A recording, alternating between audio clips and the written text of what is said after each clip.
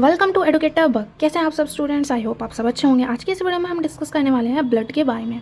Blood क्या होता है, ब्लड के कैरेक्टरिस्टिक्स को हम पढ़ेंगे, ब्लड्स में कौन कौन से कंपोनेंट्स हैं उनको भी हम डिस्कस करेंगे। साथ साथ में हम ये भी डिस्कस करेंगे कि जो ब्लड है उसका फंक्शन क्या होता है। तो इन सभी टॉपिक को आज की इस वीडियो में हम डिस्कस करने वाले हैं। तो चलिए आज की इस वीडियो को स्टार्ट करते हैं।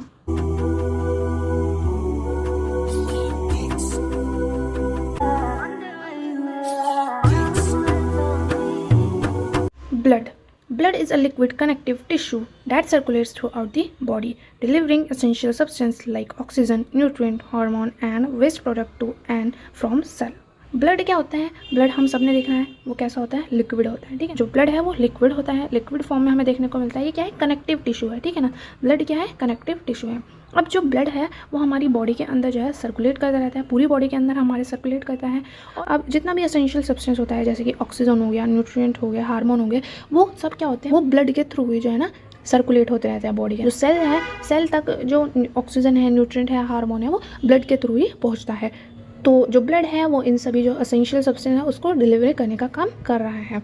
It plays a crucial role in maintaining homeostasis. अब जो ब्लड होता है वो एक इंपॉर्टेंट रोल प्ले करता है होम्योस्टेसिस को मेंटेन करने में। होम्योस्टेसिस क्या होता है?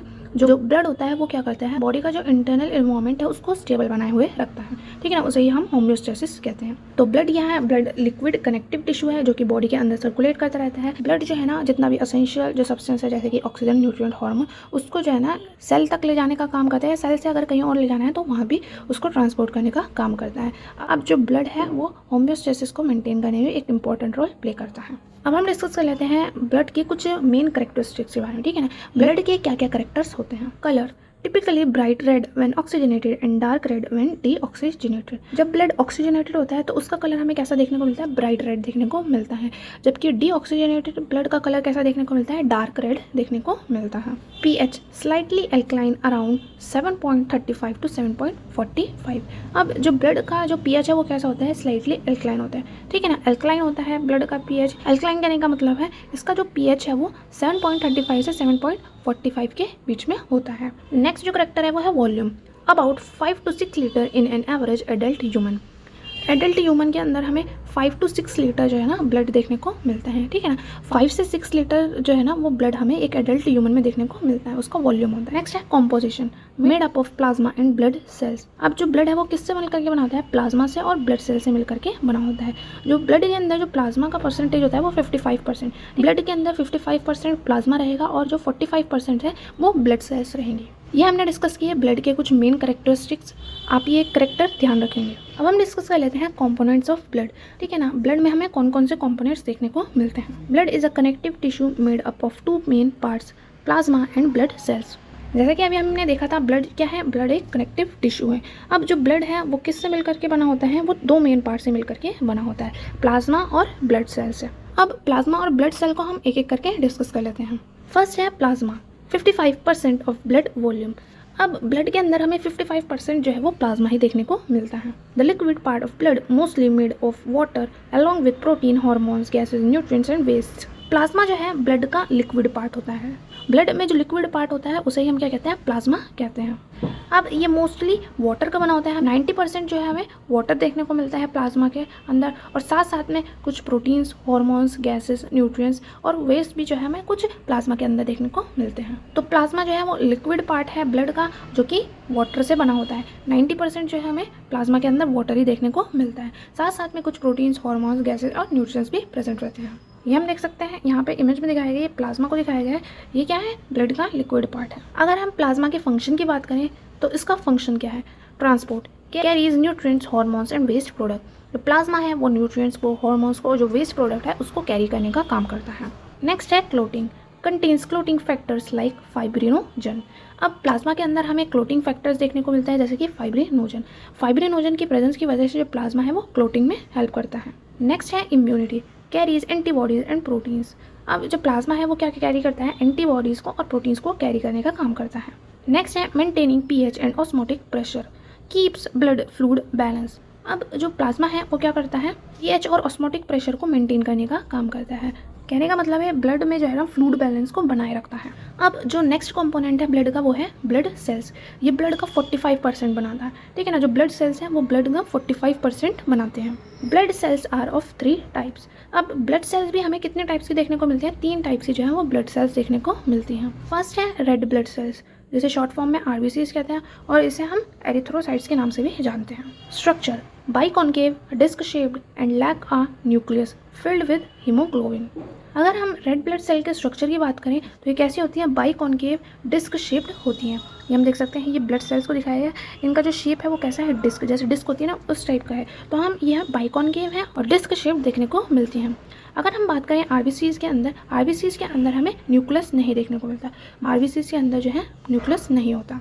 अब ये जो रेड ब्लड सेल्स होती है किससे फिल्ड रहती है? हीमोग्लोबिन से फिल्ड रहती है। आरबीसीज के अंदर जो है हीमोग्लोबिन फिल्ड रहता है। Life span about 120 days. अब जो आरबीसीज का जो लाइफ स्पैन है वो कितना होता है? 120 डेज होता है, ठीक है ना। हमारी बॉडी के अंदर जो आरबीसीज है वो बनती रहती है, पुरानी मरती रहती है, नई बनती रहती है। तो जो लाइफ स्पैन जो है आरबीसीज का वो होता है 120 days. Importance of haemoglobin, a protein that binds oxygen and gives blood it's red colour. अब रेड ब्लड सेल्स के अंदर क्या फील्ड है? हीमोग्लोबिन फील्ड है। अब हीमोग्लोबिन का क्या इंपॉर्टेंस है?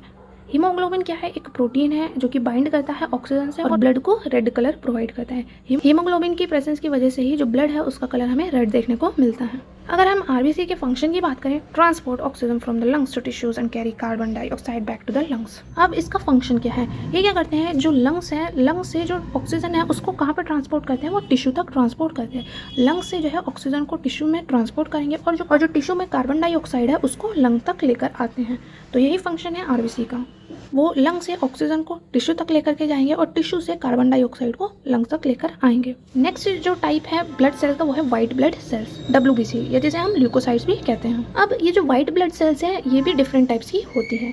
फर्स्ट है neutrophils, fight bacteria and fungi. ये जो न्यूट्रोफिल्स है ये क्या करते हैं? जो फंगी और जो बैक्टीरिया है उनसे फाइट करने का काम करती है। जब बॉडी में कोई बैक्टीरिया या फंजाई अटैक करता है तो जो न्यूट्रोफिल्स है वो उसके अगेंस्ट फाइट करती हैं। यहाँ हम देख सकते हैं ये न्यूट्रोफिल्स को दिखाया गया है। ये क्या करती है? बैक्टीरिया, फंजाई और जो फॉरेन डेब्रीज होता है उसको किल करने का काम करती हैं। नेक्स्ट जो टाइप है WBC का वो है lymphocytes, B and T cells, produce antibodies and kill infected cells.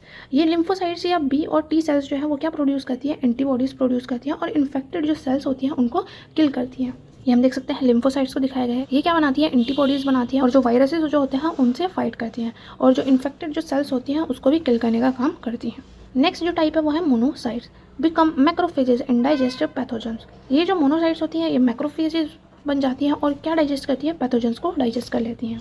ये देख सकते हैं ये मोनोसाइट प्रेजेंट है। ये मैक्रोफेजेस में मॉडिफाई हो जाती है, मैक्रोफेजेस बन जाती हैं और जो पैथोजेंस होते हैं उनको डाइजेस्ट करती हैं। नेक्स्ट जो टाइप है वो है eosinophils, combat parasites and allergic reactions. जो ओजिनोफाइल्स होती है वो पैरासाइट को किल करती है और जो एलर्जिक रिएक्शंस होती है उसमें इन्वॉल्व रहती हैं।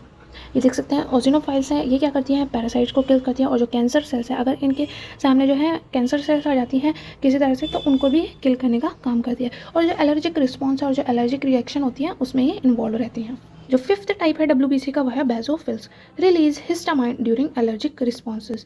अब जो बेसोफिल्स हैं वो किस में इन्वॉल्व रहती हैं? एलर्जिक रिएक्शंस के अंदर इन्वॉल्व रहती हैं और ये क्या करती है? हिस्टामाइन रिलीज करती हैं एलर्जिक रिस्पॉन्स के लिए, ठीक है ना। एलर्जिक रिस्पॉन्स के दौरान जो है ना ये हिस्टामाइन रिलीज करती हैं। अगर हम लाइफ स्पैन की बात करें, इनका जो लाइफ स्पैन है वो वेरी करता है, कुछ घंटों से लेकर के कुछ ईयर तक जो है इनका लाइफ स्पैन रहता है। तो जो WBCs हैं उनका जो लाइफ स्पैन है वो कुछ घंटों से कुछ सालों तक का होता है, ठीक है ना।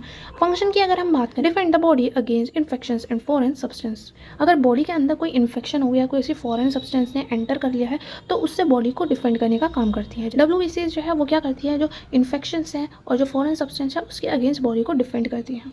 थर्ड जो टाइप है ब्लड सेल्स का वो है प्लेटलेट्स, जिसे हम थ्रोम्बोसाइट्स भी कहते हैं। Structure, small cell fragments without a nucleus. जो प्लेटलेट्स हैं वो छोटी छोटी जो है वो सेल फ्रेगमेंट्स होते हैं। अब जो प्लेटलेट्स हैं, प्लेटलेट्स के अंदर भी न्यूक्लियस नहीं होता। लाइफ स्पैन की अगर हम बात करें, इनका जो लाइफ स्पैन है वो 7 to 10 डेज होता है, ठीक है ना। जो प्लेटलेट्स हैं वो प्लेटलेट्स का लाइफ स्पैन होता है 7 to 10 डेज। फंक्शन की अगर हम बात करें, help in blood clotting by forming a platelet plug. अब ये जो प्लेटलेट्स हैं वो ब्लड क्लॉटिंग में बहुत ही ज़्यादा हेल्प करती है, ठीक है। ब्लड क्लॉटिंग में हेल्प करती है, किस तरह से हेल्प करती है? यहाँ पे इंजरी हुई है किसी तरह से, वहाँ पे प्लेटलेट प्लग बना देती है और ब्लड क्लॉटिंग में हेल्प करती है। इस इमेज में हम देख सकते हैं जो ब्लड है, ब्लड के जो है डिफरेंट कंपोनेंट्स को दिखाया गया है। ब्लड जो है वो किससे मिलकर के बना होता है, प्लाज्मा और ब्लड सेल्स से मिलकर के बना होता है। ये देख सकते हैं प्लाज्मा है और ये क्या है, तीनों की ब्लड सेल्स होती हैं। ब्लड सेल्स हमें 3 टाइप्स की देखने को मिलती हैं, red blood cells, white blood cells और प्लेटलेट्स। अब हम डिस्कस कर लेते हैं फंक्शंस ऑफ ब्लड। ब्लड का क्या काम होता है। फर्स्ट है transportation, carries oxygen from the lungs to tissue and carbon dioxide back to the lung. जो ब्लड है वो क्या करता है, लंग्स से ऑक्सीजन को टिश्यूज तक कैरी करने का काम करता है और टिश्यूज से जो कार्बन डाइऑक्साइड है उसको लंग्स तक लाने का काम करता है। Transport nutrients from the digestive tract to cells. जो ब्लड है वो डाइजेस्टिव ट्रैक्ट से जो न्यूट्रिएंट है उसको सेल्स तक ट्रांसपोर्ट करता है। Moves hormones from gland to target organs. Endocrine gland से जो हार्मोन ब्लड के अंदर सिक्रेट किए जाते हैं उनको जो है ना ब्लड वो क्या करता है, वो हार्मोन्स को ग्लैंड से और टारगेट ऑर्गन तक ले जाने का काम करता है।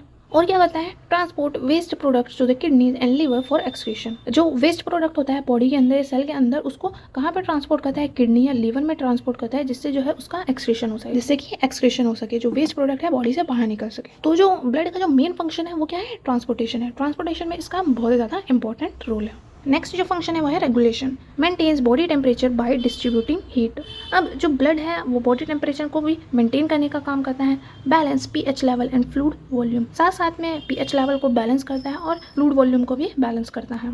रेगुलेट्स इलेक्ट्रोलाइट लेवल्स, बॉडी के अंदर जो इलेक्ट्रोलाइट्स लेवल है उसको भी रेगुलेट करने का काम करता है। नेक्स्ट फंक्शन है वो है protection, WBCs defend against pathogens. अब जो वाइट ब्लड सेल्स होती हैं वो क्या करती है, पैथोजन के अगेंस्ट जो है ना बॉडी को डिफेंड करती है, जैसे कि बैक्टीरिया, वायरस। अगर जो पैथोजेंस है जैसे कि बैक्टीरिया, वायरस अगर हमारी बॉडी में एंटर कर जाते हैं तो जो WBCs है वो हमारी बॉडी को डिफेंड करती है, बैक्टीरिया और वायरस को किल करके हमारी बॉडी को प्रोटेक्ट करती है। Platelets and clotting proteins prevent blood loss through clot formation. अब जो प्लेटलेट्स और जो क्लोटिंग प्रोटीन्स होते हैं वो क्या बनाते हैं, क्लॉट का फॉर्मेशन कर लेते हैं, ठीक है ना। जहाँ पे इंजरी होती है वहाँ पे क्लॉट बना लेते हैं, जिससे कि जो है ब्लड का लॉस ना हो, ठीक है ना। तो जो प्लेटलेट्स और जो क्लॉट प्रोटीन्स है वो ब्लड लॉस को प्रिवेंट करती है, ब्लड लॉस को रोकती है। Contains antibodies to fight infections.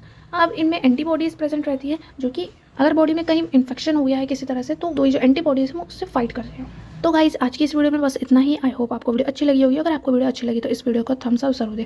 Channel पर पहली बार आए हैं तो चैनल को सब्सक्राइब करना ना भूलें।